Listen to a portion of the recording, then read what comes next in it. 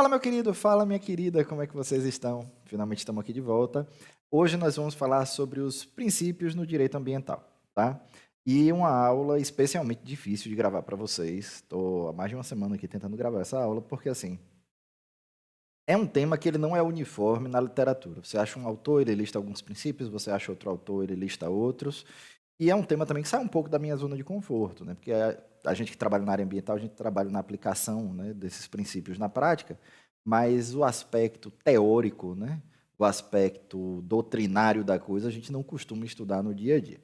Né? Mas sem mais delongas, vamos para o conteúdo da aula. Antes de mais nada, aquele velho lembrete, quem quiser contribuir com o trabalho do canal pode fazer isso doando através de LivePix, escaneando o QR Code com a câmera do celular, né? Lembrando que não funciona com o aplicativo do banco, tem que ser com a câmera do celular propriamente dita, ou através do link abaixo, porque é uma intermediadora de pagamento, ou pode considerar se tornar membro do canal a partir de R$ 4,99. Lembrando sempre, todo o conteúdo do canal é e será sempre gratuito.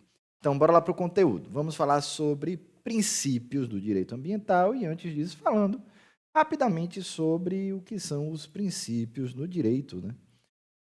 Gente, antes de falar o que são os princípios no direito, vamos para uma conceituação geral. O que são princípios? Quais são os seus princípios? Os princípios pelos quais você vive?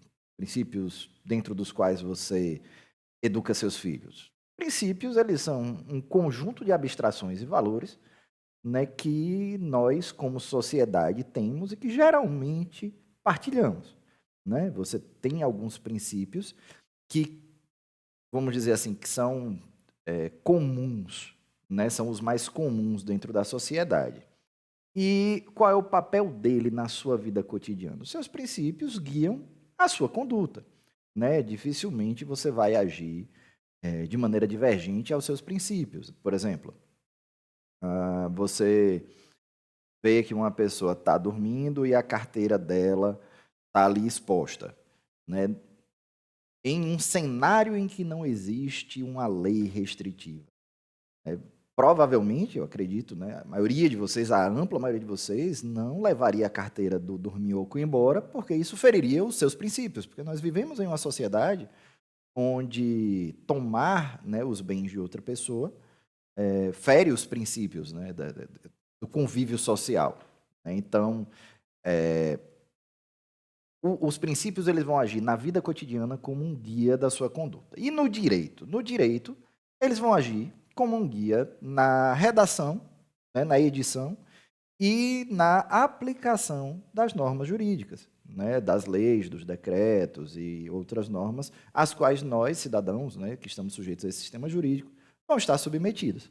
Tá bom? Então, o que é que vai ser o princípio no direito? Eles vão ser os preceitos fundamentais do sistema, então, eles vão ser abstrações mais amplas, preceitos sobre os quais as normas vão ser fundadas, né? Por exemplo, um princípio que consta na norma, né, é o princípio da legalidade, por exemplo, ele está na Constituição. Ninguém vai ser obrigado a fazer ou deixar de fazer, exceto por força de lei. Mas, ao mesmo tempo, ele é um princípio geral do direito que vem antes mesmo da Constituição. Ele vem do sistema jurídico sobre o qual, né, nós estamos, nossa sociedade está fundada. Então, você vai ter uma série de outros preceitos que vão emanar dos valores dessa sociedade. Então, você vai ter alguns desses valores que vão ser importados para dentro da norma, e você vai ter outros que vão ser abstrações mais amplas, que vão agir até certo ponto como um guia, inclusive, quando houver uma omissão por parte do legislador. Por exemplo, existe uma conduta que não consta em lei, não tem nenhum precedente, foi algo novo. Né? Chega à mão do juiz uma queixa a respeito de uma conduta que gerou lesão a alguém, mas não consta em lei. Então, ele vai utilizar os princípios como forma de julgar a matéria, né? Como um guia, né? No julgamento da matéria, e isso pode, inclusive, motivar o acionamento do legislador para que ele se manifeste, né, com relação àquele tema, e ele vai ter que se manifestar seguindo os princípios do direito, né, os princípios constitucionais, os princípios gerais e tantos outros. Tá bom? Então, o papel dos princípios é servir como preceitos fundamentais, eles vão auxiliar no entendimento e na identificação da unidade e coerência existente entre todas as normas jurídicas que compõem o sistema legislativo ambiental, né, no caso, já falando mais especificamente dos princípios no direito ambiental. E aí, de forma geral, você pode dizer, inclusive, que os princípios do direito vão servir para isso de maneira mais ampla, tá? Por quê? Vamos lá, um princípio constitucional. Você tem o princípio da independência entre os poderes. Você não pode legislar de maneira, né, ou interpretar uma lei de maneira que venha a ferir esse princípio constitucional, certo? Então você tem que ter uma consonância entre a legislação, né, e aí não só a lei, mas os seus decretos, e aí não só a lei federal, mas as leis estaduais e municipais, enfim, você tem que ter dentro do sistema jurídico vamos dizer, um balizamento, né? Um norte comum. E esse norte vai ser dado por quem? Né? Pelo quê? Pelos princípios. Pelos princípios, novamente, do direito, né? Sejam eles os princípios gerais, constitucionais, né? Sejam eles tácitos ou explícitos na legislação. E servem de critério básico e inafastável, ou seja, você não pode deixar de observá-los para a exata inteligência e interpretação de todas as normas, todas aqui, ó, todas as normas que compõem o sistema jurídico. Então, não vai se restringir ao direito ambiental, não vai se restringir ao direito constitucional. Todas as normas vão ter que ser observadas e interpretadas à luz dos princípios que fundamentam o nosso sistema jurídico. Tá? Então, assim, existe uma disciplina para isso, né, específica no direito. Eu não vou adentrar, porque está fora do meu ramo, então eu não vou falar sobre aquilo que eu não entendo, né? Mas, dentro dessa disciplina, você aprende a interpretar as normas e, dentre, né, essas técnicas de interpretação, você tem a questão do uso dos princípios como norteador, tá bom? Partindo agora para os princípios. Como é que eu escolhi, gente, esses princípios? Né? Porque, como eu falei a vocês agora no começo da aula, não existe uma uniformidade. Alguns autores colocam alguns princípios, outros colocam outros princípios. Eu peguei aqueles que são mais comuns entre os autores, né? E alguns que eu achei interessantes. Um que eu achei bastante recorrente foi esse aqui. Princípio do direito ao meio ambiente equilibrado. Tá certo? Vamos lá. Artigo 225 da Constituição. Esse artigo aqui vai ser o grande guia do direito ambiental brasileiro. Não, mas porque tem a lei, tem... Se você olhar esse artigo, na verdade, ele sozinho já contém os principais preceitos necessários para o funcionamento do direito ambiental. Tá, vamos lá. Artigo 225 da Constituição. Eu disse administrativo ou ambiental primeiro? É o direito ambiental, tá, gente? Não é o direito administrativo, não. Estou com sono, vão relevando. Então, artigo 225 da Constituição. Todos, primeira palavra importantíssima aqui, todos têm direito ao meio ambiente ecologicamente equilibrado, bem de uso comum do povo, essencial a sadia qualidade de vida, impondo-se, importantíssimo aqui também, ao poder público e à coletividade o dever de defendê-lo e preservá-lo para as presentes e futuras gerações. Beleza? Então, daqui a gente já vai tirar uma série de coisas. Vamos começar falando sobre o princípio que a gente está discutindo e como esse artigo da Constituição também já vai trazer dentro dele outros princípios que a gente já vai discutir mais à frente, certo? Primeiro, alguns autores colocam que esse princípio do direito ao meio ambiente equilibrado seria um princípio, o princípio do direito fundamental, ou o princípio fundamental do direito ao meio ambiente equilibrado. Por que é que eles estendem? Alguns autores vão estender como um princípio fundamental. E aí, eu não sou um doutrinador, estou apenas, né, compartilhando com vocês os estudos que a gente tem da matéria. Porque não existe, né, não existe forma de se atender ao princípio da dignidade da pessoa humana sem que haja, que é essencial, a sadia qualidade de vida. Sem que haja um meio ambiente ecologicamente equilibrado. Por quê? Porque sem um meio ambiente equilibrado, você não tem como atender às necessidades mais básicas de uma população. Um exemplo bem grosseiro. Você mora num pequeno vilarejo, né? Você depende de um rio, que é de onde você abastece a água das casas. Se você destrói a qualidade dessa água, seja por um contaminante, seja um patógeno, seja um contaminante químico, um esgoto, enfim, o que quer que seja, você está privando essas pessoas do acesso a um recurso natural essencial para não apenas para uma qualidade de vida mínima, mas para a sua sobrevivência. Não existe sobrevivência sem água, sem acesso à água e água com um padrão mínimo de qualidade. Então, não existe como falar do princípio da dignidade da pessoa humana, que é um princípio fundamental, como a gente falou agora há pouco, sem falar do meio ambiente ecologicamente equilibrado, tá certo? Então, alguns autores vão estender isso como um direito fundamental por conta dessa parte aqui, ó, é essencial a sadia qualidade de vida, tá bom? Como um direito já está estabelecido, né? Porque a própria Constituição já estabelece como um direito, mas é alçado a, novamente, por alguns autores, a uma condição de direito fundamental, né? De direito fundamental, não, de direito fundamental, desculpa, porque ele é complementar ao princípio da dignidade da pessoa humana, certo? Não existe consenso com relação a isso, é importante deixar claro.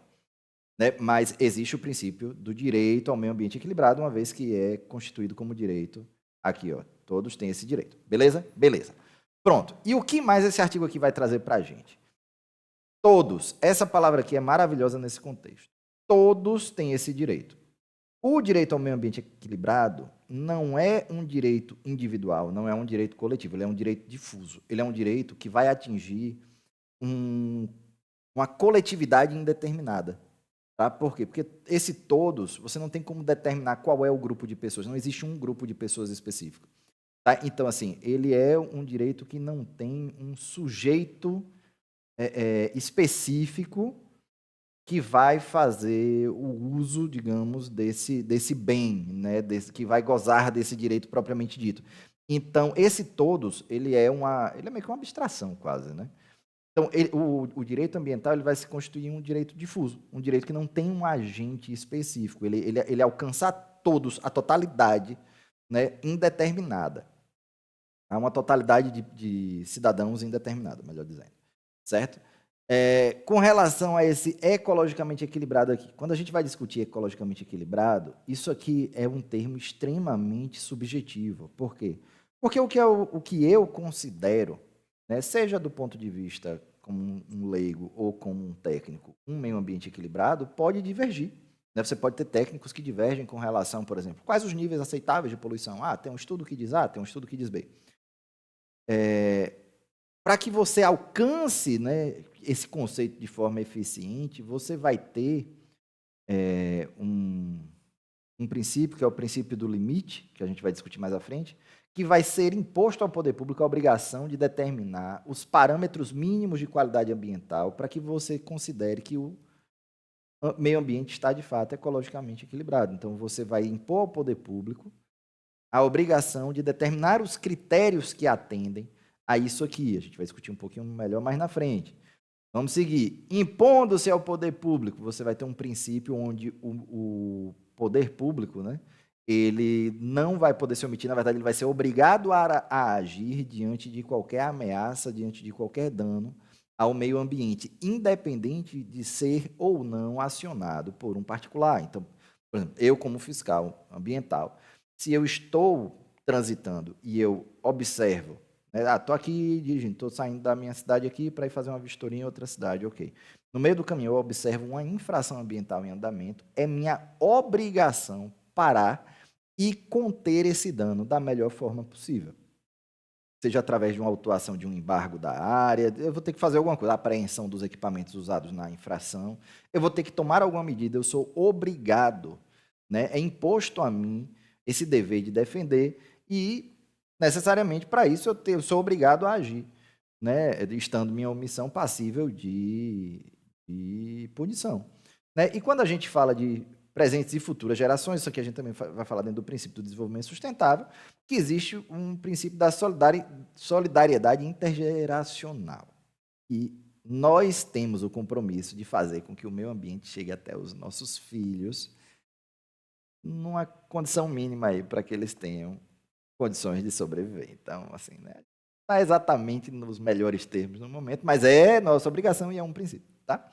Então, vamos lá, seguindo para os princípios propriamente ditos. Então, assim, eu fiz questão de discutir esse ponto porque eu acho esse artigo maravilhoso, eu acho esse artigo brilhante da nossa Constituição. Tá? Princípio da função socioambiental da propriedade. Primeiro, o termo que sempre se utilizou foi da função social, tanto que na Constituição de 88 ainda se utilizava a função social. De algum tempo para cá, passou-se a utilizar na literatura aí a questão da função socioambiental, porque não é possível, até pela própria redação constitucional, separar o social do ambiental. para o cumprimento dessa função. Esse princípio ele vai agir limitando o direito de propriedade. Você é dono da sua fazenda? Você é. Mas você só pode fazer com ela aquilo que está dentro do atendimento dos critérios legais existentes, tá? Então vamos lá, o que é que esse princípio aqui vai estabelecer? O que é a função socioambiental, né, da propriedade, primeiramente? Né? A função social é cumprida quando a propriedade rural, né, lembrando que isso aqui vai ser voltado para os imóveis rurais, atende simultaneamente segundo critérios e graus de exigência estabelecidas em lei. Né? Então você vai estabelecer na lei quais são os critérios e exigências estabelecidos. Apontei para o lugar errado. Vai aqui. Né? Então, eu vou ter que ter isso aqui em lei, não vai ser... Ah, não, o fazendeiro vai ter que adivinhar. Não, tá? Os seguintes requisitos. Aproveitamento racional e adequado. Você tem na legislação, por exemplo, um percentual mínimo do solo que deve ser produtivo, destinado a atividades produtivas, por exemplo. Né? Utilização adequada dos recursos naturais disponíveis e preservação do meio ambiente. Aí aqui você vai ter uma série de normas que a gente estuda. Né? Aí você vai ter o Código Florestal, que vai estabelecer áreas protegidas, áreas de uso restrito, áreas de preservação permanente, a reserva legal. Né? Então, tudo isso são áreas protegidas. Né? Você vai ter critérios para a supressão da vegetação nativa, você vai ter a vedação da abertura de novas áreas, de supressão de novas áreas quando houver áreas abandonadas no imóvel. Então, você vai ter uma série de regramentos para fazer com que o proprietário do imóvel, mesmo sendo proprietário, tenha o exercício do seu direito de propriedade limitado de forma a não comprometer a função ambiental do imóvel, tá bom? Por quê? Porque ele tem que observar necessariamente esses 4 aqui, não é só um, tá? Então, aí você vai ter também a observância das disposições que regulam as relações de trabalho, né? Que a gente sabe que às vezes acontece, o pessoal não respeita muito isso. Exploração que favoreça o bem-estar dos proprietários e dos trabalhadores, né? Então, também não é algo que você vai olhar só o lado do proprietário, nem só o lado dos trabalhadores, nem só o lado do meio ambiente. Você vai ter que conciliar tudo isso ali dentro do imóvel rural, dentro da atividade produtiva. Né? Princípio do desenvolvimento sustentável. Tá? Princípio do desenvolvimento sustentável, vamos lá. Artigo 4º da Política Nacional de Meio Ambiente.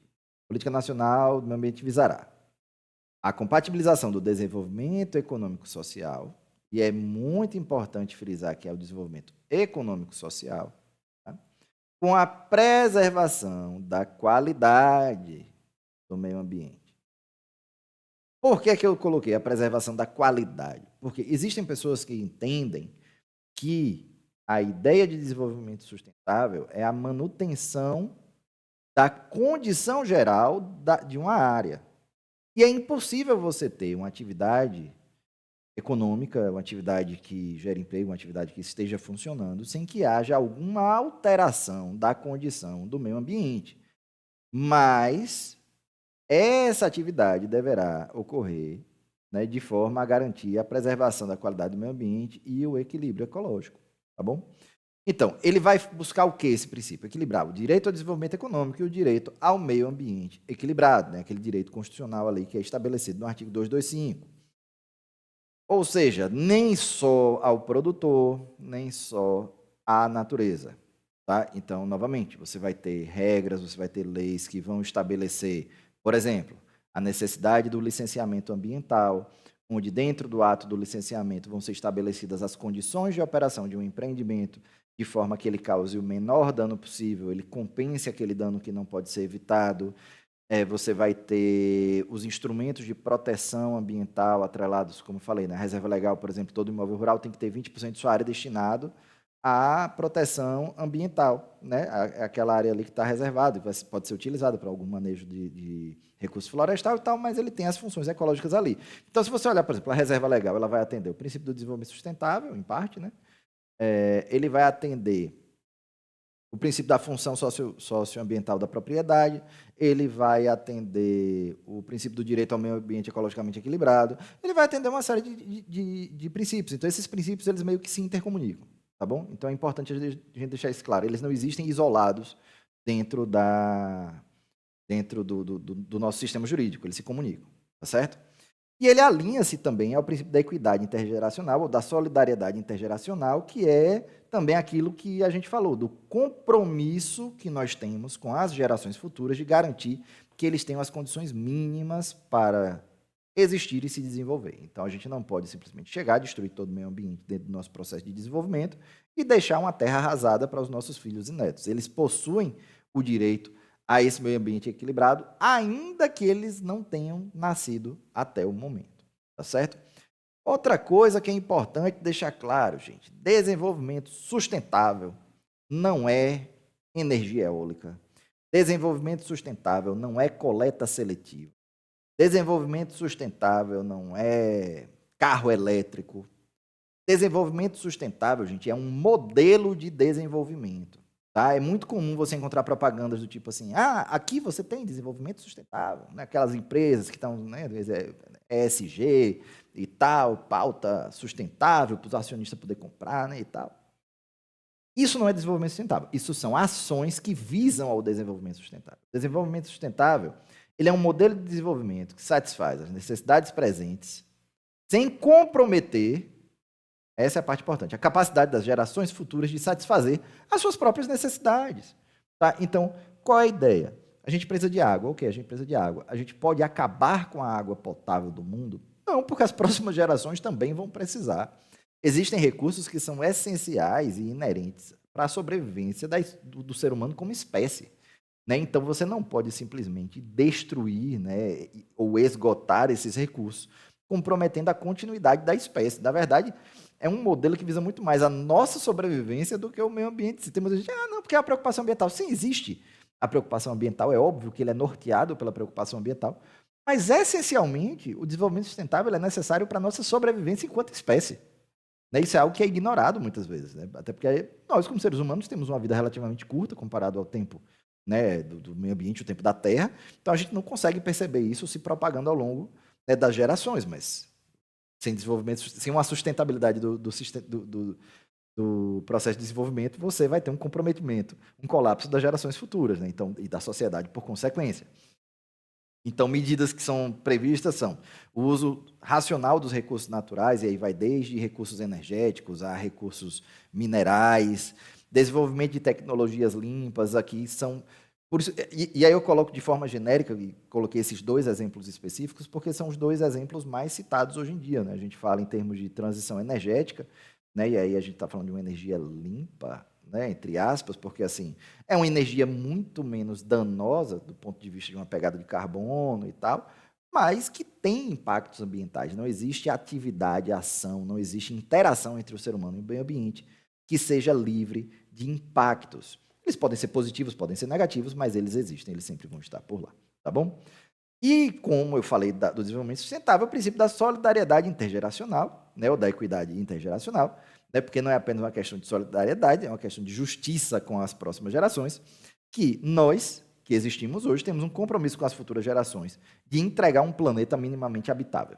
Tá? A gente tem que garantir, né, esse princípio ele visa garantir a perpetuidade de acesso aos recursos naturais, principalmente aqueles recursos que são estratégicos ao desenvolvimento e à sobrevivência.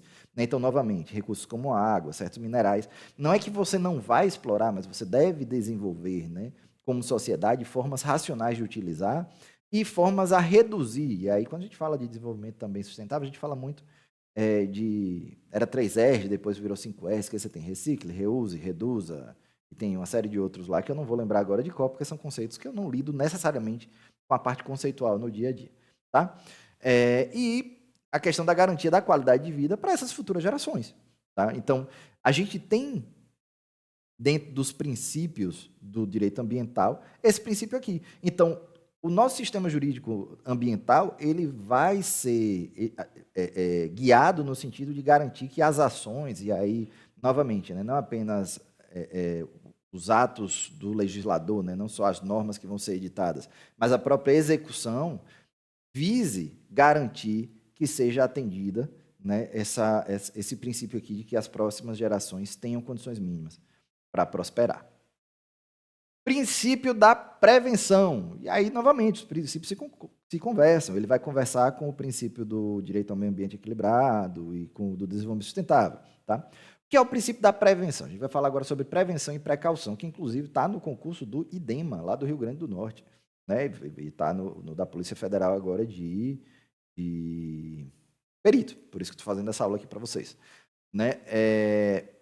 São dois princípios que trabalham em cima da mesma ideia, mas de formas diferentes. Tá bom? Que é o princípio da prevenção. Você tem uma atividade cujo risco é conhecido. Né? É uma atividade, por exemplo, atividade agrícola. O ser humano faz agricultura desde o Paleolítico, sei lá, Neolítico. Não vou lembrar agora. Muito tempo, muito tempo. Dominou a agricultura, como é que se diz? Domesticou as plantas, pá, beleza. Nós já temos conhecimento, né, como sociedade, suficiente a respeito dos impactos dessa atividade de forma a saber como preveni-los. E aí vem o princípio da prevenção, que é o quê? Priorizar a prevenção dos danos em potencial. Então, se existe um dano que pode acontecer, você vai estabelecer condições para que seja executada ou operada uma atividade ou uma obra, né? Executada uma obra ou operada uma atividade, de forma a que esse dano não se concretize. Né? Então, quando a gente fala de atividades potencialmente poluidoras, né? Lembrando que poluição e degradação ambiental são aspectos diferentes, ou degradadoras do meio ambiente, você vai estabelecer medidas de contenção, as chamadas condicionantes. Então, esse princípio da prevenção aqui vai estabelecer, por exemplo, vai guiar, né, até o próprio processo de licenciamento ambiental. O objetivo do licenciamento ambiental é prevenir a concretização dos potenciais danos que podem ser causados pela operação de um empreendimento. Certo? Então, sempre que houver um risco, você vai priorizar a prevenção dos danos em potencial. Por que que você vai priorizar a prevenção? Porque caso os danos aconteçam, você vai ter o princípio do poluidor pagador, que a gente vai falar depois. Então, você vai ter que, quando alguém causa um dano ao meio ambiente, ele é obrigado a reparar e indenizar a coletividade. Mas antes que esse dano aconteça, a sua obrigação é trabalhar em cima da prevenção do dano. Tá certo? Até porque muitos danos, por mais que você consiga remediar, você não consegue reverter integralmente o ambiente à sua condição original. Tá certo? Então, quando é que a gente aplica esse princípio? Quando se trata de atividades cujas consequências são conhecidas. Só revisando aqui rapidinho, que eu trouxe isso aqui para vocês, porque a gente já falou disso em outra aula, não vou lembrar agora qual é, acho que é da PNMA, que a gente discutiu isso, que degradação ambiental e poluição ambiental vão ser coisas diferentes. Impacto ambiental, antes de falar sobre esses dois, toda vez que a gente interage com o meio ambiente, a gente causa um impacto. Ele pode ser positivo ou negativo. Se eu planto 500 mudas na beira de um rio, né, de espécies nativas, tudo bonitinho, de acordo com um projeto bacana, no lugar certo, tudo direitinho, impacto positivo. Tá? Então, o impacto ambiental ele não é só negativo, tá? Ele pode ser positivo. Mas você tem os impactos negativos, que geralmente decorrem das nossas interações cotidianas. Por exemplo, quando eu dirijo um carro, eu emito carbono e outros poluentes, né, metais pesados, até a depender do tipo de veículo, tipo de combustível. É um impacto negativo. Tá? Quando eu causo um impacto negativo, eu estou degradando a qualidade ambiental, que é o quê? Uma alteração adversa das características do meio ambiente. Já a poluição é quando essa degradação da qualidade ambiental resulta direta ou indiretamente, ou seja, não precisa ser uma consequência direta, está diretamente associada à atividade, prejudiquem a saúde, segurança e bem-estar das populações, criem condições adversas às atividades sociais e econômicas, afetem desfavoravelmente a biota, afetem as condições estéticas ou sanitárias do meio ambiente, lancem matérias ou energia em desacordo com padrões ambientais, olha eles aqui de novo, porque os padrões ambientais é que vão dizer o que é o meio ambiente ecologicamente equilibrado, que foram estabelecidos em leis, portarias e etc. Certo? Então, existe essa diferença. Quando a gente fala de poluição, é quando a poluição chega a se concretizar em termos de dano ao funcionamento, né, seja do ponto de vista humano ou do ponto de vista biótico, ecológico dos processos, né, quando afeta dessa forma o meio ambiente. Tá bom? Dando continuidade. Princípio da precaução. O princípio da precaução, ele é basicamente o princípio da prevenção, só que quando você não sabe o que vai acontecer, ou seja, no cenário de incerteza científica. Certo? Então, potenciais danos de natureza relevante ou irreversíveis que possam vir a acontecer, você não tendo como mensurar, você não tendo a certeza sobre, mas você observando esses danos em potenciais, você vai ter que, por precaução, estabelecer as medidas. E aí já não é mais prevenção, é por precaução estabelecer as medidas para que esses danos não se concretizem, podendo, inclusive, né, a depender da extensão dos danos e de sua natureza irreversível, estabelecer que uma atividade não pode acontecer, tá bom? Então, quando você vem aqui, ó, eu trouxe um exemplo bem legal, né? Quando você vai... Legal, entre aspas, né? Legal do ponto de vista da teoria, mas horrível para quem estava lá. Quando você vai há muito tempo atrás ali, né, para aquela região ali da Ucrânia, se eu bem me lembro, você teve um probleminha por conta de uma atividade que estava ocorrendo ali, né? Uma usina nuclear chamada Chernobyl, né, teve um vazamento radioativo e até hoje a região do entorno é inabitável por conta de contaminação radioativa. Beleza? Beleza. Por mais que hoje você tenha certeza sobre os impactos potenciais, funcionamento e tudo mais, você consiga modelar tudo isso de uma usina nuclear, podem surgir novas tecnologias. Tá? Vamos supor que um cara criou um novo reator totalmente diferente, uma outra forma de explorar energia nuclear. Beleza. Nunca foi visto antes, a ciência não existe na literatura, foi uma indústria fechada ali que criou aquele negócio, não publicou nada, ninguém sabe como aquilo ali funciona. O cara chega e diz, vou instalar esse reator no meio da Grande São Paulo. Beleza. A primeira pergunta que você faz é, meu parceiro, qual é a chance disso aí dar errado? É alguma coisa entre 10% e 80%. Dá errado, o que é que acontece? Não, a Grande São Paulo vai ficar inabitável. Você não vai permitir que aquilo ali se instale naquele local. Obviamente, né, eu estou usando um exemplo grosseirão para ilustrar o extremo, né? Tipo assim, mas basicamente é isso. Se você não tem certeza do que pode acontecer, mas que mesmo nessa incerteza o dano potencial é significativo, você pode impedir que uma atividade seja executada. Por quê? Porque o risco por si só já se constitui no impedimento. Tá? Porque a consequência ela não tem como ser comprovada. E aí, inclusive, tem uma súmula do STJ que coloca que esse princípio pressupõe a inversão do ônus probatório. Então, quem supostamente promove o dano ou quem supostamente é o interessado em operar o empreendimento é quem tem a responsabilidade de comprovar que não existe uma relação de causalidade entre a atividade e o potencial dano. Então, não é o poder público, tipo assim, não, eu quero instalar o reator aqui. Aí não sou eu, como poder público, que tenho que provar que o seu reator pode explodir e as pessoas vão morrer. Entendeu? É você que tem que me provar que o seu reator é seguro. Né? E caso ele exploda, é você que tem que me provar que a culpa não foi sua. Então, existem outros ramos do direito que também têm a inversão do ônus probatório, né? A inversão do ônus da prova. Porque geralmente é assim, o processante é quem tem que provar que o processado está errado. Né? Por exemplo, eu, como promotor, tenho que provar que o suspeito roubou o banco. Ok.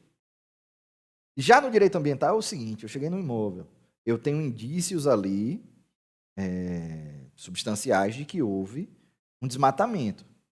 Como medida preventiva, até é estabelecido pelo Código Florestal que a primeira obrigação é impedir a continuidade do dano, eu tenho por obrigação lançar um embargo da área.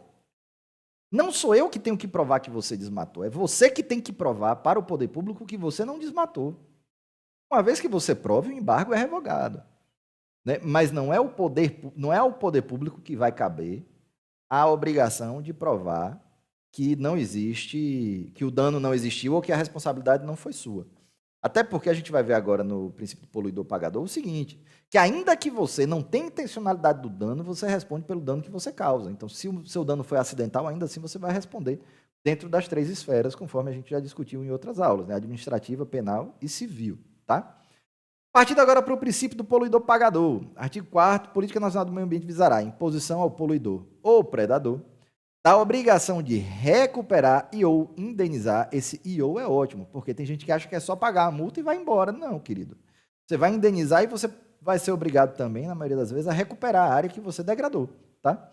Os danos causados e ao usuário da contribuição, e aqui já é para o usuário pagador, que a gente vai discutir mais à frente, da contribuição pela utilização de recursos ambientais com fins econômicos. Tá certo?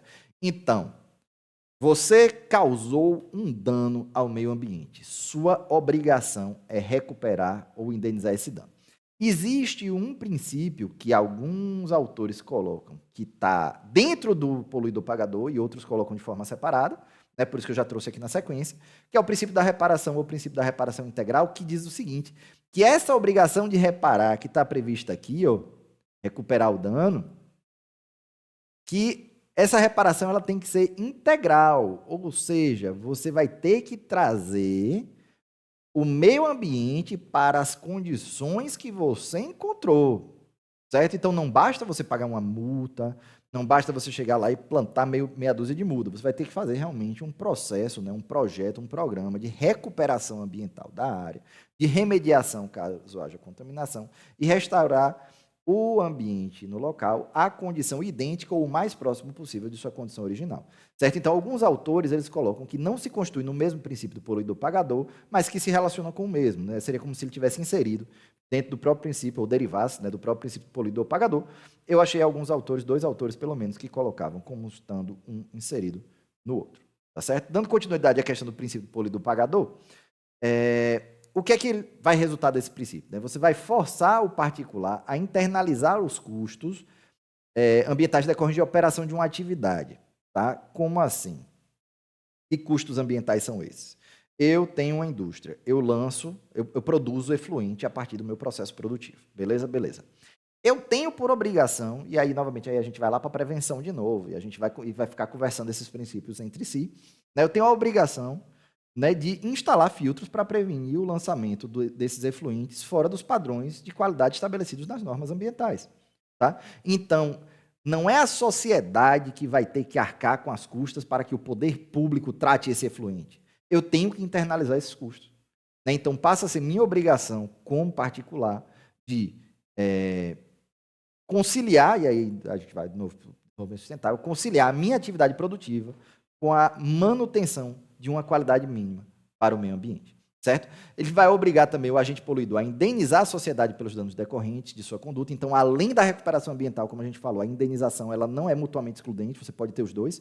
Essa indenização vem muitas vezes através de ações civis públicas movidas pelo Ministério Público, onde você tem danos morais coletivos, que são ações de danos morais coletivos, onde é indenizada a coletividade, né? Então, não há um agente a ser indenizado. Você vai ter a obrigação, como falei, da reparação do dano causado, e aí você tem o princípio da reparação, então tem autores que colocam um inserido no outro, e alguns que colocam separadamente, e vai fundamentar a responsabilidade objetiva em matéria de direito ambiental, ou seja, independe de culpa, tá?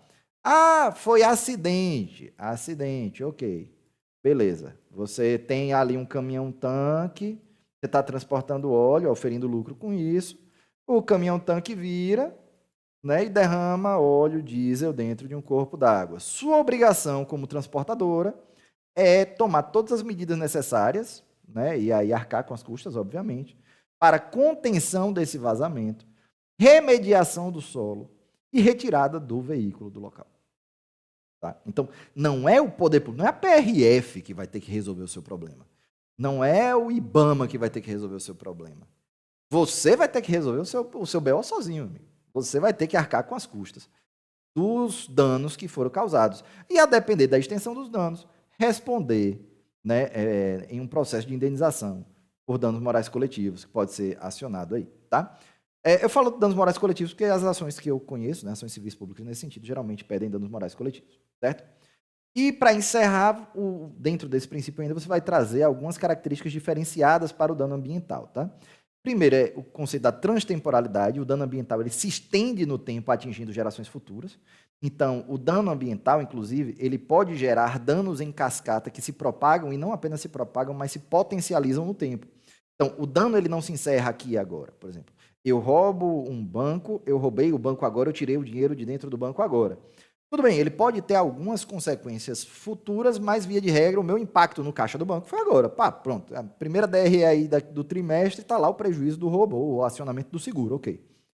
Já o dano ambiental, não. Ele se propaga no tempo. Eu desmatei uma área agora, os impactos disso aqui vão ser sentidos ainda pelos ecossistemas por um tempo indeterminado. Inclusive, como eu falei, eles podem se potencializar ao longo do tempo, por exemplo, com a extinção de uma espécie devido ao meu desmatamento. Aí eu extingui uma espécie, essa espécie era dependente, outra espécie era dependente dessa, então eu já gero um impacto na população devido à falta de recursos. Então, além de se propagar no espaço, ele se propaga também no tempo, porque ele vai atingir as futuras gerações, né? Então, a partir do momento que eu comprometo a qualidade ambiental, eu não estou comprometendo só para o agora, eu estou comprometendo também para o futuro. A imprescritibilidade, ou seja, eu não tenho prazo para recuperar o dano. Eu tenho prazo para ser autuado na esfera administrativa. O processo administrativo ele tem uma coisa chamada prescrição, onde extingue-se a punibilidade do cidadão. Ok, mas a obrigação de reparar o dano, ela é imprescritível. Então, independente do transcurso de tempo, eu sou obrigado a fazer a recuperação ou compensação, pelo menos, do dano causado. E a inversão do ônus da prova também está associada ao princípio poluidor-pagador, onde se eu causei um dano, eu sou obrigado a provar que eu não causei esse dano. Tá? Se eu causei um dano é ótimo. Né? Se eu sou processado por ter causado um dano, cabe a mim comprovar que o dano causado não foi resultado da minha conduta, e não o contrário. Beleza? Então, vamos em frente. É isso aí. Continuando a aula de ontem, porque eu tive que interromper aqui, que meu filho acordou e me chamou ali. Princípio do usuário pagador, gente. Agora vai. A gente vai terminar e postar essa aula ainda hoje de noite, viu? Princípio do usuário pagador. Como eu falei agora há pouco lá na Política Nacional de Meio Ambiente, fala da obrigação do poluidor de pagar e do usuário, né, de ressarcir pelo uso. Porque, vamos lá, se o meio ambiente é um bem de uso comum do povo, né, não é que ele é um bem público, necessariamente. Né? Porque aí vamos dizer assim, então quer dizer que o recurso natural ele é público. Existem recursos naturais que são públicos, né? Existem recursos naturais, por exemplo, que são bens da União ou dos Estados, e existem recursos naturais que são de domínio privado, mas existe um regramento imposto pelo poder público sobre a forma como esse recurso vai ser explorado. Então, vamos lá. Falando de um caso específico de usuário pagador, que é talvez eu acho que o caso mais pragmático hoje, tá? Você tem o recurso hídrico, ele é, via de regra, um bem público, ele, no caso, é um bem público propriamente dito, né? Os rios federais são bem da União e os rios estaduais são bem dos estados. Não existem rios municipais, até onde eu conheço, acredito que não existe esse domínio. Você tem, para fazer uso do recurso hídrico, né, uma vez que ele é um bem público, você tem a outorga de direito de uso. A água ela não é sua. O Estado lhe outorga o direito de explorar aquele recurso dentro de um volume pré-estabelecido. Tá? Então, eu lhe outorgo o uso de X metros cúbicos ali de água por dia naquele ponto de captação para a finalidade lá que você declarou no momento da sua outorga. Ok? Ok, pronto. Para além da outorga em si, né, em muitas bacias, principalmente bacias que estão enfrentando colapso devido à exploração exacerbada do recurso, um comprometimento da disponibilidade hídrica, tem se implementado o sistema de cobrança pelo uso da água. Tá? Então, o que é essa cobrança pelo uso da água? Ela é o pagamento pelo uso do recurso natural. Tá certo? E nesse caso ele vai independer de dano ao meio ambiente, porque ele não é, gente, um custo indenizatório. Tá? Eu não estou pagando, digamos, eu como pagador, eu não estou pagando porque eu poluí o rio. Não, é outra situação. Poluir o rio, eu vou pagar pelo princípio do poluidor-pagador através de ações administrativas e judiciais específicas. O princípio do usuário pagador, eu vou pagar pelo volume de água que eu vou utilizar. Por quê? Quando eu utilizo esse recurso hídrico, ele necessariamente vai se tornar indisponível para as pessoas que estão ali rio abaixo, né, que estão a jusante do meu ponto de captação, ok? Aí vai ter gente que vai dizer assim, mas a água é renovável, então ela não fica indisponível. Veja só, não é que ele vai deixar de existir, eu não estou acabando, eu estou tornando indisponível. Eu não estou esgotando. Ele fica indisponível em que sentido? Um rio, ele tem, vamos dizer, 1.000 metros cúbicos por segundo de vazão. Beleza. Eu posso captar essa água toda? Não, eu não posso. Por quê? Porque eu vou gerar um prejuízo ecológico impacto na biota e vou tornar indisponível o recurso hídrico para todo mundo que está ali rio abaixo. Eu não posso simplesmente chegar e captar esses 1.000 metros cúbicos por segundo. Existe um percentual que eu posso captar. Esse percentual, como eu falei, como ele tem uma função ecológica, ele vai ter que ser regulado, né? Você vai ter um máximo de exploração sem o comprometimento da condição ecológica, né? Dos processos ecossistêmicos que estão ali, dos processos ecológicos. E dentro desse volume outorgável, todos os usuários vão ter que entrar naquele limite do volume outorgável, né? da margem outorgável. Então, vamos dizer, suponhamos, eu não lembro agora de cabeça, mas existe um percentual específico. Suponhamos que fosse 70% só da vazão que poderia ser outorgada. Então, só 700 metros cúbicos por segundo poderia ser captado ali. Então, esses 700 metros cúbicos não é para atender só a mim, é para atender todos os usuários de recursos hídricos que estão ali abaixo. Então, como eu, como usuário, estou indisponibilizando, aí eu capto 100, então só sobra o quê? Desses 700, né, que eu falei? 600, 700, enfim. Desse restante, vai sobrar X menos o 100 que eu estou captando. Então, eu estou deixando aquele recurso indisponível para os demais usuários. E aí, o que é que acontece? Para você conseguir estimular, para você conseguir... Estimular não, né? Você dá meio que uma forçada, né, para que a pessoa utilize o recurso de forma mais racional, por exemplo, adotando sistemas mais eficientes e tudo mais. Você faz o quê? Você estabelece a cobrança pelo uso da água. Então, os dois principais objetivos desse tipo de cobrança é estimular a racionalização no uso do recurso, porque, por exemplo, a gente sabe que existe, né, uma convenção, né, um dizer popular, que tudo aquilo que é público não é zelado. As pessoas têm isso na cabeça. Né? Então, assim, se é de graça, eu uso independente, tipo, eu uso até o limite, porque é de graça. Quando eu começo a pagar pelo volume, eu começo a regrar porque, opa, se eu usar demais, começa a impactar no meu custo de produção. Então, você vai procurar, você vai forçar meio que a iniciativa privada a desenvolver métodos mais eficientes de cultivar, utilizando a água estritamente necessária. E o outro objetivo que está entre os principais é o financiamento das ações de preservação e conservação da bacia. No caso específico, do pagamento pelo uso da água. Né? Você teria, em outras funções, basicamente a reversão desse pagamento para ações de preservação, conservação e recuperação daquele recurso natural que você está explorando. Né? Então, por exemplo, suponhamos que houvesse uma cobrança, até tem, né? A reposição florestal. Né? Você tem a reposição do estoque florestal quando você faz uma exploração ali de recurso madeireiro. Então, é uma forma de você pagar pelo uso do recurso. Mesmo você não poluindo, você tem que fazer a reposição.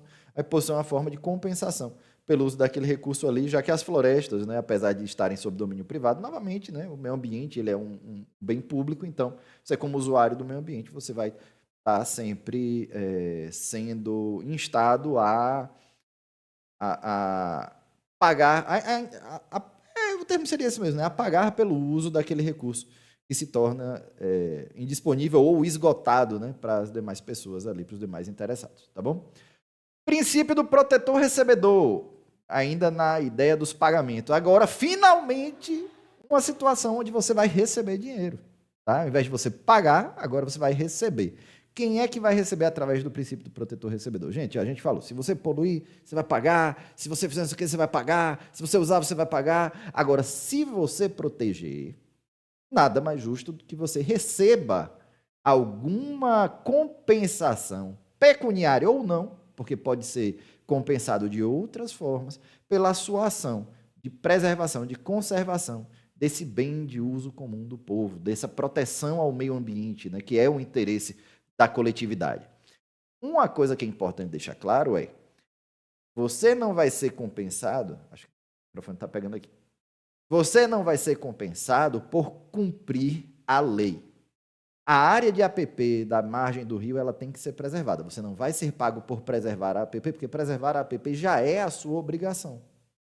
Você não vai ser pago por preservar a reserva legal, porque a reserva legal já é uma obrigação legal, já é imposto ao cidadão conservar aquelas áreas dentro do que estabelece a Lei 2.651, 12651, né, de 2012, se eu bem me lembro. Se não for, gente, me desculpe. Mas uma hora dessa da noite não dá para eu lembrar de tudo, não, tá? Então, dentro do Código Florestal já está estabelecido sua obrigação. Quando é que vai entrar esse princípio aqui? Vai entrar quando você for além do seu dever legal. Tá? E aí existem vários instrumentos. Né? O principal é o pagamento por serviços ambientais. Né? E aí você tem uma série de mecanismos de pagamento que estão sendo utilizados. Você tem Bolsa Verde, você tem estímulos tributários, você tem uma série de formas de compensar aquele cidadão que protege o meio ambiente através desses mecanismos. A gente tem uma lei que regulamenta isso, eu não sei se eu cheguei a fazer uma aula disso, eu acho que eu não cheguei a fazer uma aula disso até hoje, mas a gente pode até fazer futuramente. Né? Para quem vai continuar estudando para o IBAMA aí, para o próximo concurso do IBAMA, a gente pode fazer uma aula sobre essa lei. Quem quiser conhecer é sempre interessante. Né? Então, assim, qual é o principal objetivo disso aqui? É estimular as ações de proteção e recuperação ambiental. E aí pode ser a criação de um RPPN, estabelecimento de uma servidão ambiental, pode ser uma recuperação florestal com... Aí o que é que você faz? Por exemplo, eu pego uma área degradada e faço a restauração florestal. E posso ser compensado, por exemplo, através do pagamento de créditos de carbono. Então, eu tenho uma série de mecanismos hoje, não só em termos de Brasil, mas em termos internacionais, para estimular o cidadão que quer proteger o meio ambiente.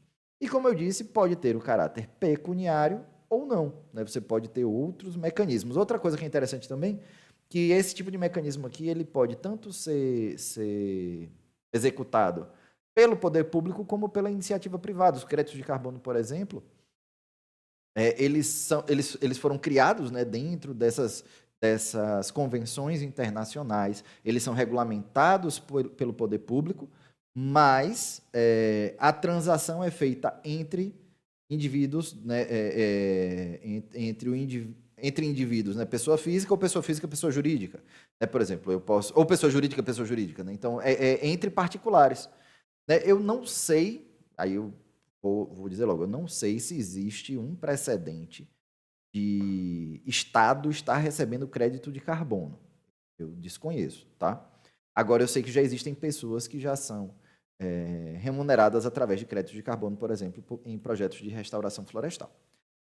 Princípio do limite. Esse aqui eu acho muito importante, porque a gente fala em direito ao meio ambiente ecologicamente equilibrado, e o que é esse meio ambiente ecologicamente equilibrado? Foi a pergunta que eu fiz para vocês lá no início.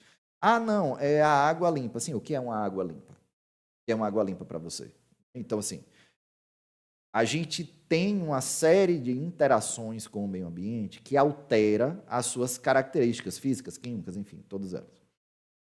Então, torna-se um dever do poder público o estabelecimento, criar, né, estabelecer e descobrir, né, porque isso tem que ser feito de forma técnica, né, através de estudos, de pesquisa, você verifica quais são os limites aceitáveis de determinados critérios de características ambientais e o poder público vai transformar isso em norma, como? Principalmente através de resoluções do CONAMA, que tem esse poder aí, vinculante, inclusive. Então, apesar de serem resoluções, você tem uma força, segundo algumas jurisprudências aí, você tem inclusive uma equivalência com força de lei federal, tá? Para algumas finalidades. Não é que é uma lei federal, tá, gente? Para algumas finalidades. Eu acho que para algum tipo de ação específica. Eu já falei sobre isso em outra aula. Ô, gente, o horário está me matando.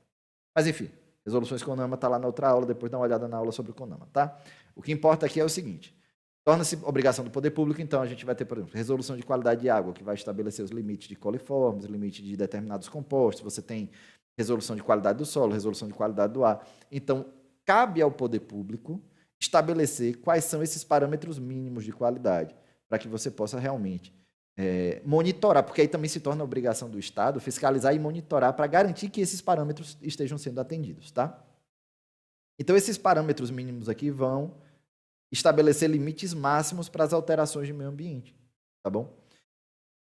Como eu acabei de falar, né, junto com isso aqui, né, cria-se a necessidade de um monitoramento contínuo de determinadas atividades, porque, vamos dizer, se você tem uma atividade que gera emissões atmosféricas, você precisa ter um monitoramento para saber qual o nível de emissões para que você possa verificar se as medidas de contenção estão sendo adequadas, porque você não pode permitir que um agente degrade o meio ambiente para além desses limites, né? Então, o monitoramento se torna necessariamente interligado a isso. Você tem muitos estados, por exemplo, e aí a gente sai até do âmbito do, da iniciativa privada, mas o próprio estado, por exemplo, vários estados têm programas de monitoramento de balneabilidade de praias, de qualidade de recursos hídricos. Então, você tem pontos de coleta, geralmente redes de coletas, ao longo do estado, né, ao longo dos rios do estado, onde você faz amostragens, e aí você vai verificando o nível de qualidade de água, enfim, você tem uma série de iniciativas de monitoramento, né, e aí é importante a gente deixar isso claro, né, independe do estabelecimento de condicionantes nos atos autorizativos, tá? Por mais que eu lhe dê uma licença para operar uma indústria e eu não estabeleça os parâmetros mínimos de lançamento de efluentes, você não pode lançar efluentes industriais em desconformidade, ou seja, diferente, ou seja, fora do limite daquilo que está estabelecido lá na resolução CONAMA como limite geral. Certo? Então, assim, eu não preciso lhe emitir como ente público um novo comando. O comando já existe a partir da legislação vigente, então é sua obrigação observar os limites estabelecidos na norma, né? Cabe a mim, como poder público, fiscalizar, monitorar, periciar e, caso necessário, autuar, chegando até, por exemplo, a embargar de forma temporária ou permanente determinada atividade se os níveis de degradação ultrapassarem um determinado limite. Degradar ou embargar permanentemente, sim. Você pode embargar uma atividade de forma permanente, caso aquela atividade não consiga operar dentro dos limites de qualidade ambiental mínimo que são necessários.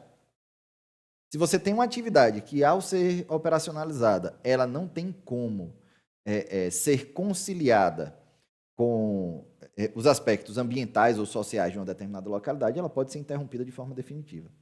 Tá? Então, assim, geralmente os estados e o governo federal tendem, primeiramente, a solicitar que sejam feitas adequações. Mas, às vezes, podem existir atividades que não têm margem para esse tipo de adequação. Tá bom? Princípio da informação caminha junto com a questão da transparência, né? Ele é garantido pela Lei 10.650. Eu vou ler esse conceito aqui, porque esse conceito aqui, na verdade, já é até uma informação. Esse artigo aqui, esse parágrafo, ele traz para você como você pode consultar informações sobre processos ambientais que estão correndo dentro do poder público. Porque é o seguinte: resguardado o sigilo industrial e alguns dados sensíveis, né, do indivíduo ou da empresa, todo o processo ambiental, por exemplo, todo o processo de licenciamento, ele é público, né? Você pode acessar, você pode pedir vistas a esses processos, né, aos estudos, aos relatórios, pareceres e tal, vai ser concedido a você dentro dos limites legais da questão que eu falei, né, que existem algumas leis de proteção de dados, existem alguns limites de questão de proteção de dados, mas o acesso geral ao processo todo cidadão tem direito. Então, os órgãos e entidades da administração pública, direta, indireta e fundacional, integrantes do Cisnama, ficam obrigados a permitir o acesso público aos documentos, expedientes e processos administrativos. O que são esses processos administrativos aqui? O licenciamento, uma fiscalização, que tratem de matéria ambiental e a fornecer todas as informações ambientais que estejam sob sua guarda, em meio escrito, visual, sonoro ou eletrônico, especialmente relativas a ele, tem uma lista, né? Qualquer indivíduo, independente da comprovação de interesse específico, terá acesso às informações de que trata esta lei, mediante requerimento escrito, tá? Então você tem que documentar isso aqui, senão você não vai estar tão bem resguardado. Não adianta chegar lá na recepção do órgão e pedir, você apresenta protocolo, isso aí.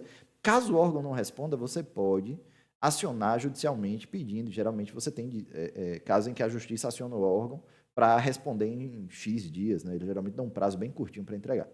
O qual assumirá a obrigação de não utilizar as informações colhidas para fins comerciais. Agora porque tem essa pegadinha. Você não pode ir lá pegar os documentos para usar para suas finalidades. Não, vou lá pegar os negócios porque eu vou usar aqui para fazer um projeto para uma empresa. Não é assim que funciona. Tá? Então, você geralmente assina um termo de responsabilidade. Por quê? Porque a finalidade disso aqui, tá, não é divulgar para empresas e outros interessados as condições de operação de um empreendimento ou as condições ambientais de um certo lugar para o consultor ir lá e copiar e colar, né, tirar uma cópia e fazer outro relatório, coisa que tem gente que faz. Né? Isso aqui é para garantir que o cidadão consiga exercer a sua cidadania ambiental. tá? Que, dentre outras coisas, para ser exercida, ele precisa estar, primeiramente, bem informado daquilo que está acontecendo. Né? Porque, por exemplo, se está acontecendo algo que está em desacordo com a lei, você, como cidadão, você pode mover uma ação civil pública. Né? Então, a sociedade civil, de forma geral, ela pode mover uma ação civil pública através do Ministério Público contra, por exemplo, um licenciamento ou contra uma determinada atividade que esteja acontecendo. Para que você possa fazer isso e fundamentar o seu pedido, o básico é você saber o que é que está lá dentro daquele processo, o que é que aquela empresa está fazendo. Então, você precisa ter acesso para estar bem informado. Outra coisa, vai ter uma consulta pública a respeito do empreendimento. Você vai chegar lá, você vai ouvir só os palestrantes, tem gente que não quer, tem gente que quer saber antes o que é que vai ser dito lá, e às vezes a pessoa pede acesso àqueles estudos para ir para a consulta pública já com um conhecimento prévio a respeito do que é que vai ser discutido na consulta ou na audiência, né, dependendo do tipo de empreendimento. Né? Então, vamos lá. Dando segmento, né? Sob as penas da lei civil, penal e de direito autoral, tá vendo aqui, ó, para quem gosta, para consultor que gosta de tirar xerox de estudo dos outros, e de propriedade industrial, aqui, ó, para quem está querendo pegar e roubar as ideias dos coleguinhas para fazer uma empresa igual. Aí, ó, tá vendo? Fiquei na malandragem. Assim como de citar fontes, caso por qualquer meio venha divulgar os aludidos dados. Ou seja, você tem que dizer de onde é que tirou. Você não pode chegar, ah, não, gente, eu descobri que tem um macaquinho lá na serra. Quando vai ver, o cara tinha colocado lá no estudo dele, você está dizendo que foi você que descobriu, entendeu? Então, você não pode fazer isso. Então, o princípio da informação é isso. Você tem, dentro de determinados limites e assumindo a responsabilidade pelos seus atos, o direito de ter acesso ao conteúdo processo administrativo. Novamente, você vai ter acesso a tudo, não, eu quero ali o CPF, o nome da mãe do cara, a conta do banco, pá. Não é assim que vai funcionar, gente. Vai ter dentro da razoabilidade, dentro do que estabelece. Você não vai ter acesso a dados sensíveis, né? Mas você vai ter acesso, por exemplo, aos estudos ambientais, levantamento de fauna, inventário florestal. Você pode pedir vistas a esse tipo de processo, tá bom? Então, como eu falei, eu e minha mania, né? Você já sabe, não vou nem comentar. É fundamental para que se concretize o princípio da participação comunitária e da publicidade, né, que é a questão da participação do povo dentro dos processos, né, dentro da gestão pública do meio ambiente, garantia do exercício da cidadania ambiental, que eu falei agora há pouco, e cumpre com a obrigação de dar publicidade aos atos ambientais em diário oficial, porque o princípio da informação, além do acesso ao cidadão, é obrigatório que os órgãos ambientais publiquem os seus atos em diário oficial. Tá? Uma coisa que pouca gente fala, né, mas que é fundamental. Muitos atos só são válidos após a sua publicação. Né? Tanto que a maioria vem ali, né? Essa lei, esse decreto terá efeito a partir de sua publicação, tal, tal, tal. A publicação é o ato que torna válido todos aqueles outros elementos do processo. Ah, não, mas tem o parecer técnico, tem não sei o que. Sim, você está escondendo por quê? Né? O legislador pensou dessa forma, provavelmente. Né? Você está escondendo por quê? Isso é público, é um ato público, é um ato do poder público, tem que ser publicizado. Seria que, por exemplo, não, eu publiquei uma lei, não publiquei em lugar nenhum. Né? A gente redigiu aqui no Congresso uma lei, escondeu, botou na gaveta. Aí chega alguém e desobedece, você desobedeceu a lei, toma sua multa. Mas não, você tinha que saber, está lá na minha gaveta. Não existe, né? Então, assim, todo ato público ele tem que ser dado publicidade, e aí ele é dado geralmente através de diário oficial, tá bom? Princípio da participação comunitária, eu acho que estamos acabando, só 2 slidezinhos aqui. Princípio da participação comunitária, participação cidadã, da participação popular. Também é encontrado como princípio democrático, é encontrado com esse mesmo nome. Como eu disse a vocês, né? Não existe uniformidade dentro da bibliografia. Ele preconiza o direito à participação popular nos atos e políticas ambientais. Então, por exemplo, você tem conferências municipais de meio ambiente. Está alinhado com o princípio da participação popular. Tá? Consulta pública, alinhado com participação popular. Conselho Gestor de Unidade de Conservação, alinhado com o princípio da participação popular. Certo? Então, existem vários instrumentos de participação popular que existem em várias leis, né? Por exemplo, no SNUC vem que tem que ter o conselho. Aí em outro lugar diz que aí tem que ter o comitê de bacia. Aí outro lugar fala da consulta pública. Tudo isso aí vai atender, né? Existe, todos esses mecanismos existem, atendendo e alinhando-se com o princípio da participação comunitária cidadã popular ou do princípio democrático. tá? Novamente, você vê que tudo isso aí vai se intercomunicando e no final, o que é que a gente discutiu lá no começo dos conceitos? Vão nortear para que todas as normas andem sempre na mesma direção. Você vai ter um alinhamento entre normas, você vai ter um direcionamento, uma coerência. Você não vai ter não deve ter, né? Um confronto entre normas, né? Tipo assim, não, o princípio da participação popular, mas os atos do poder público são secretos. Cara, tipo, não faria sentido. Né? Então, até os próprios princípios entre si, eles precisam se comunicar e eles precisam ser coerentes. Né? Então, você tem a lei de transparência, que está dentro do princípio da informação, e aí você pega e tem junto a participação popular, e aí você tem a obrigação do poder público de agir, enfim, você vai amarrando as coisas de forma que você gera um arcabouço, né, de conceitos e de normas e de preceitos que, novamente, vão caminhar de forma harmônica, ou seria o ideal, né? E não vai se restringir a consultas públicas, como eu falei, né? Muita gente pensa muito, consulta pública, as pessoas focam muito nisso, mas comitês, conselhos, conferências, ações civis públicas, inclusive, as ações civis públicas são citadas como exemplos por alguns autores, como um instrumento de exercício do princípio da participação, tá bom? E o último que eu trouxe aqui para vocês, novamente, professor, tem outro princípio lá que eu vi que o autor tal citou. Eu trouxe de vários autores diferentes, mas não dá para esgotar porque assim tem artigo que cita uma coisa só ele eu achei só em um artigo, aí, enfim, né? Vamos lá. Qual o princípio da proibição do retrocesso? Eu acho esse princípio maravilhoso. Veda recurso no regime jurídico de proteção ao meio ambiente. Gente, então, em tese, de acordo com esse princípio jurídico aqui, você não pode ter um retrocesso das normas de proteção ao meio ambiente. Tá bom? Ok. Não é que seja assim, né? É algo que tem acontecido com o Código Florestal, com a redução do percentual de área de preservação permanente quando a área é consolidada. Não é algo que esteja acontecendo com a isenção do processo de licenciamento dentro do PL do licenciamento, né? Mas por regra e por princípio, não acontece no Brasil, tá? Então, assim, o que é que acontece? Brincadeiras à parte, né? Brincadeiras baseadas em fatos reais, mas brincadeiras à parte. O que é que acontece? Se existe uma norma que estabelece um determinado regime protetivo, ele se torna o piso, ele se torna o mínimo aceitável de parâmetro de conservação de proteção do meio ambiente dentro do direito ambiental. Você não pode recuar dentro dessa proteção, uma vez que você estaria ferindo lá aqueles direitos, né, e princípios anteriores que a gente já discutiu. Então, se você estabeleceu que isso aqui é um mínimo para a qualidade ambiental, você não pode chegar assim. Por quê?